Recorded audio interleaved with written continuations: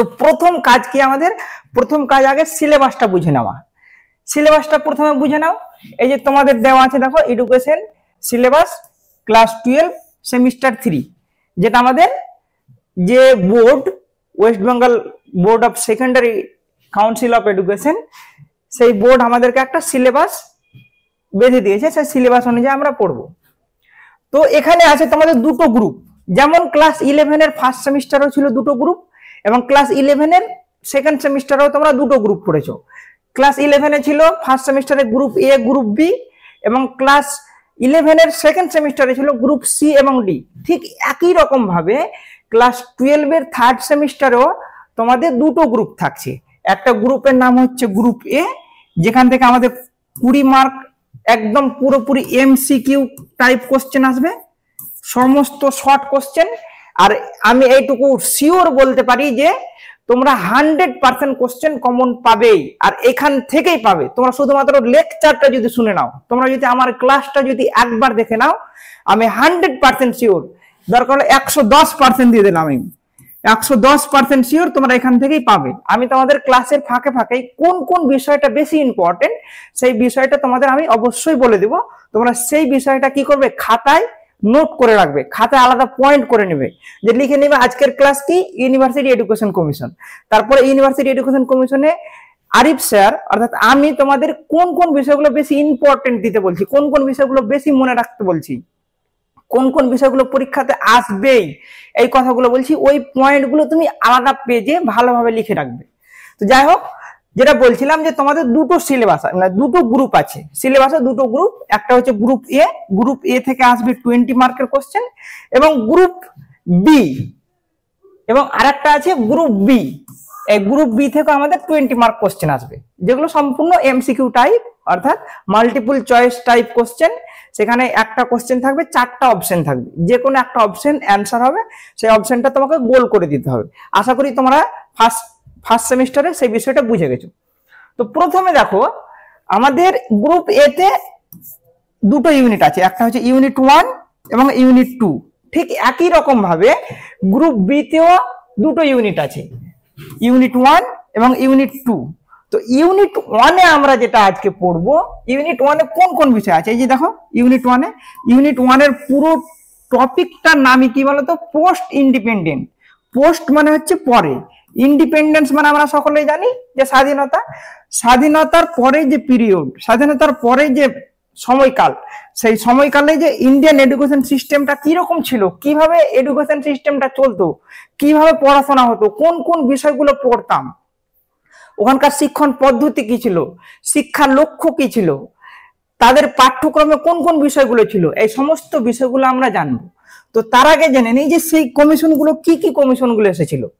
1 নম্বর এসেছিল university education commission, যেটাকে আমরা কি বলছি, ইউনিভার্সিটি অর্থাৎ বিশ্ববিদ্যালয়, বিশ্ববিদ্যালয় শিক্ষা কমিশন, যেটা 1948 সালে রিপোর্ট মানে সুপারিশটা জমা দেওয়া মানে গঠিত হয়েছিল, এবং 1949 খ্রিস্টাব্দে সেটা সুপারিশটা জমা দেওয়া হয়েছিল। ঠিক একই রকম ভাবে সেকেন্ডারি এডুকেশন কমিশন তারপরে আসে, যেটা 1952 খ্রিস্টাব্দে এবং 53 খ্রিস্টাব্দে। সেকেন্ডারি মানে আমরা সকলে জানি যে মাধ্যমিক, এডুকেশন মানে হচ্ছে শিক্ষা, কমিশন মানে হচ্ছে কমিশন বা কমিটি। তো সেকেন্ডারি এডুকেশন কমিশন বা মাধ্যমিক শিক্ষা কমিশন। তারপরে আসে যে ইন্ডিয়ান এডুকেশন কমিশন, যেটাকে আমরা কোঠারি কমিশন নামেও জানি, এবং তাদের কি করতে হবে, মেন রিকমেন্ডেশন। রিকমেন্ডেশন কথার অর্থ কি বলতো, রিকমেন্ডেশন কথার অর্থ হচ্ছে সুপারিশ। মেন সুপারিশ গুলো আমাদেরকে জানতে হবে, অর্থাৎ এই কমিশন গুলোতে কি কি কথা বলা হয়েছিল, কোন কোন কথার উপর বেশি গুরুত্ব আরোপ করেছিল, কেন এই কমিশন গুলো গঠিত হয়েছিল, কে গঠন করেছিল, এই সমস্ত বিষয়গুলো আমরা আজকে বলতে পরপর ক্লাসে আমরা জানবো। এটা তোমাদের সিলেবাসে আছে। তারপর এখানে আবার ইউনিট 1 এ 3টে পার্ট আছে, একটা sub unit A, sub unit B. Sub unit B তে আছে তোমাদের ন্যাশনাল এডুকেশন পলিসি, জাতীয় শিক্ষানীতি। 1986 সালে একটা জাতীয় শিক্ষানীতি এসেছিল, সেই শিক্ষানীতিতে কি কি রিকমেন্ডেশন করা হয়েছিল, কি কি ফিচার ছিল, কি কি তার বৈশিষ্ট্য ছিল, সেটা আমরা জানবো। এবং সব থেকে বেশি ভাইটাল ব্যাপার, সব থেকে বেশি ইম্পর্টেন্ট ব্যাপার, যে 2020 NEP 2020 national policy of education 2020, এই যে 2020 সালে আমাদের যে নতুন শিক্ষা কমিশন এলো, এই কমিশনের আওতায় অর্থাৎ এই কমিশনে যে যে কথাগুলো বলা হয়েছিল সেই কমিশনের কথাগুলোই এখন অক্ষরে অক্ষরে পালিত হচ্ছে। এই কমিশনের কথাতেই তোমরা আজকে সেমিস্টার সিস্টেমে পড়ছো, এই কমিশনের কথাতেই তোমরা আজকে মাল্টিপল চয়েস টাইপ কোশ্চেন বা তারপরে ফোর্থ সেমিস্টারে যখন যাবে তখন এসএ টাইপ কোশ্চেন অর্থাৎ বড় কোশ্চেন 2 মার্কের 5 মার্কের কোশ্চেন গুলো তোমরা পরীক্ষা দেবে। এই কমিশন অনুযায়ী অর্থাৎ এই কমিটি অনুযায়ী বা এই ন্যাশনাল এডুকেশন পলিসি অনুযায়ী এখন বর্তমানে যে গ্রাজুয়েশন অর্থাৎ 4 বছরের যে গ্রাজুয়েশন মানে কি বলতো, যে বিএ বা যারা এখন স্নাতক স্তরে পড়ছে, যারা এখন বর্তমানে কলেজে পড়ছে, আগেকার মানে সিস্টেম অনুযায়ী এনইপি 1986 অনুযায়ী কি ছিল 3 বছরে কলেজে পড়তো, এখন বর্তমানে সবাই 4 বছরে কলেজে পড়ছে অর্থাৎ 4 বছরে তাদের গ্রাজুয়েশন কমপ্লিট হবে। কে বলেছিল এটা? 2020 সাল বলেছিল এনইপি 2020। এটা যে যে কথাগুলো বলেছিল এই কমিশন বা এই কমিটি বা এই পলিসি, সেই পলিসি অনুযায়ী এখন বর্তমান পুরো শিক্ষা ব্যবস্থাটা কিন্তু চেঞ্জ হচ্ছে। এই জন্য তোমরা আজকে এই কমিশনের কথায় বা এই পলিসির কথায় তোমরা আজকে তোমরা সেমিস্টার ওয়াইজ পড়ছো। তো এটার গুরুত্বপূর্ণ ফিচার্স গুলো আমরা জানবো, খুবই ইম্পর্টেন্ট তোমাদের এটা পরীক্ষার জন্য। এর বিভিন্ন অনেক ফিচার্স আছে, সেই যে সমস্ত ফিচার্স গুলো সব থেকে বেশি ইম্পর্টেন্ট, যেগুলো পরীক্ষাতে সব থেকে বেশি আসার চান্স, সেই বিষয়গুলো আমি তোমাদের সামনে তুলে ধরবো। তোমরা একদম ক্লাস দেখতে থাকো, পরপর একদম স্টেপ বাই স্টেপ তোমাদের ক্লাস আসবে এবং সেই সমস্ত বিষয় তোমরা বুঝতে পারবে এবং কোশ্চেন অনায়াসে পেরে যাবে, এইটুকু শিওর। তারপরে কি জানবো? প্রবলেম অফ ওমেন এডুকেশন অর্থাৎ নারী শিক্ষার যে সমস্যাগুলো আছে। তারপরে এসসি, এসটি, ওবিসি, ইডব্লিউএস, এখন নতুন ক্যাটাগরি আসছে economically weaker section, equal opportunity, এই সমস্ত বিষয়ে তাদের শিক্ষার ক্ষেত্রে কি কি বাধাগুলো আসছে সেই বাধাগুলো আমরা তুলে ধরবো অর্থাৎ সেই বাধাগুলো আমরা পড়বো। তারপরে আমরা কি গ্রেট এডুকেটর অর্থাৎ মহান শিক্ষাবিদদের যে এডুকেশনের ক্ষেত্রে কন্ট্রিবিউশন অর্থাৎ শিক্ষা ক্ষেত্রে তাদের যে কন্ট্রিবিউশন, সেই কন্ট্রিবিউশন আমরা দেখবো যে শিক্ষা ক্ষেত্রে তাদের অবদানটা কিরকম। আমরা এর আগের অর্থাৎ ক্লাস 11-এর সেকেন্ড সেমিস্টারে আমরা কি দেখলাম, যে ক্লাস 11-এর সেকেন্ড সেমিস্টারে আমরা প্রথমে পড়লাম রাজা রামমোহন রায়, তারপরে পড়লাম ঈশ্বরচন্দ্র বিদ্যাসাগর, তারপরে বেগম রোকেয়া এবং সাবিত্রীবাই ফুলে। ওগুলো ধরো আমরা বড় কোশ্চেন মুখস্থ করতে হতো, যে রাজা রামমোহন রায়ের শিক্ষা ক্ষেত্রে অবদান। প্রথম আমাকে পয়েন্ট করতে হবে যে সতীদাহ প্রথা তিনি রদ করেছিলেন, কত সালে রদ করেছিলেন, এই সমস্ত বিষয়গুলো। কিন্তু এখানে আমাদের 5টা মহান শিক্ষাবিদের ধারণা পড়তে হবে। এর আগে আমরা পড়েছিলাম শুধুমাত্র ভারতীয় সমাজ ভারতীয় মহান শিক্ষাবিদ গুলো, কিন্তু এখানে 2 জন আছে, 3 জন আছে ভারতীয় এবং 2 জন আছে ভারতের বাইরে অর্থাৎ পাশ্চাত্য শিক্ষাবিদ। এই তাদের যে শিক্ষাক্ষেত্রে যে কন্ট্রিবিউশন, শিক্ষাক্ষেত্রে যে অবদান, সেই অবদান এবং তাদের লেখা বিখ্যাত বিখ্যাত গ্রন্থগুলো আমাদেরকে মনে রাখতে হবে, কারণ এখান থেকেই কোশ্চেন আসবে। বা এরা শিক্ষা সম্বন্ধে কি বলেছে, স্বামী বিবেকানন্দ শিক্ষা সম্বন্ধে কি বলেছে। যেমন স্বামী বিবেকানন্দ শিক্ষা সম্বন্ধে একটা গুরুত্বপূর্ণ কথা বলেছে, যেটা আমরা প্রথম ক্লাসে আমরা জেনেছিলাম, একদম ক্লাস 11-এর ফার্স্ট ক্লাসে আমরা জেনেছিলাম, ক্লাস 11-এর ফার্স্ট সেমিস্টারের প্রথম ক্লাসেই সেখানে বলেছিলাম যে শিক্ষা কি।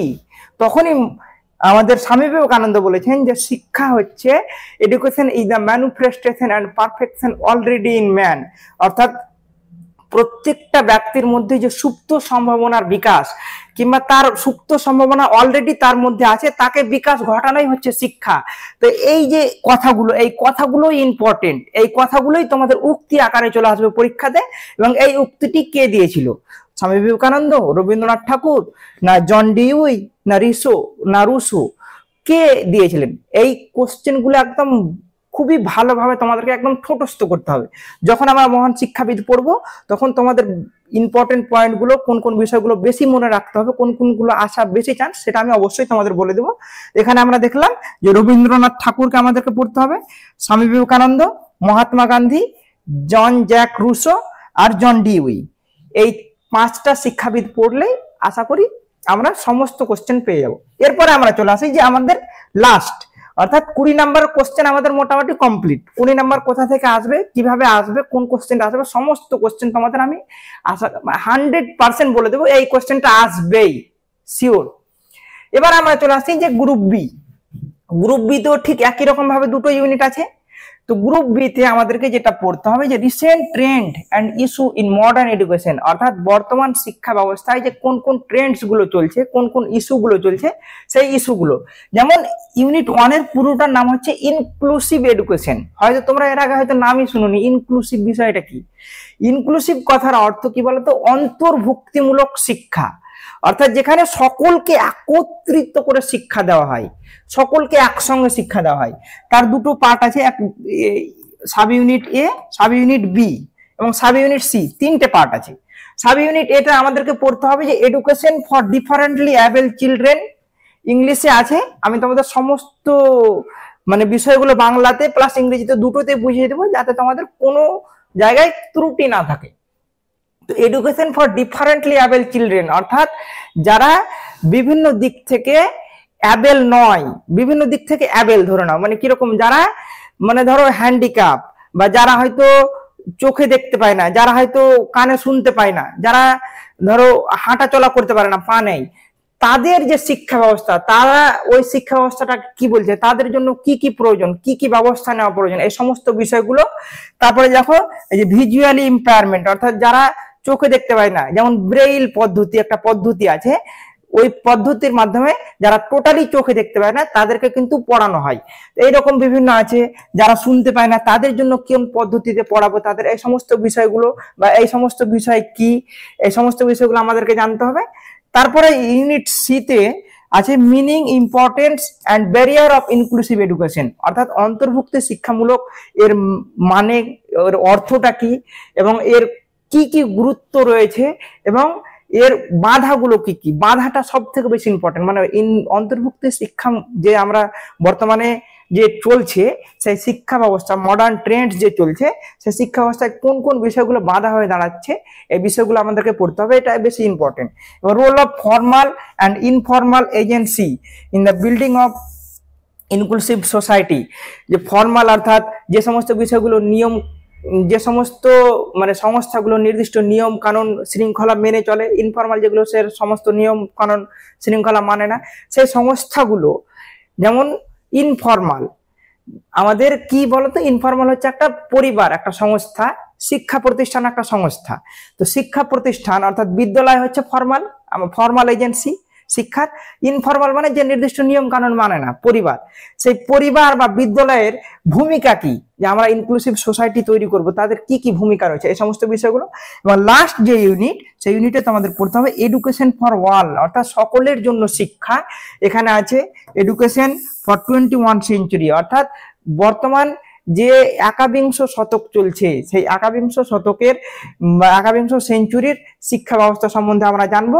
এবং সব থেকে বেশি গুরুত্বপূর্ণ ইম্পর্টেন্ট এখানে আছে ডেলর কমিশন, শিক্ষার 4টা স্তম্ভের কথা বলে তিনি, যে জানার জন্য শিক্ষা, একত্রে বসবাসের জন্য শিক্ষা, মানুষ হওয়ার জন্য শিক্ষা, তারপর হচ্ছে কর্মের জন্য শিক্ষা। এই 4টা স্তম্ভ আমাদেরকে কিন্তু অবশ্যই মনে রাখতে হবে। কোন প্রতিবেদন এসছে, সেই সমস্ত বিষয়, এগুলোর কি কাজ, এর গুরুত্ব কতটা, এই সমস্ত বিষয়গুলো আসবেই পরীক্ষাতে। ডেলর কমিশন থেকে কোশ্চেন থাকবেই, শিওর 100%।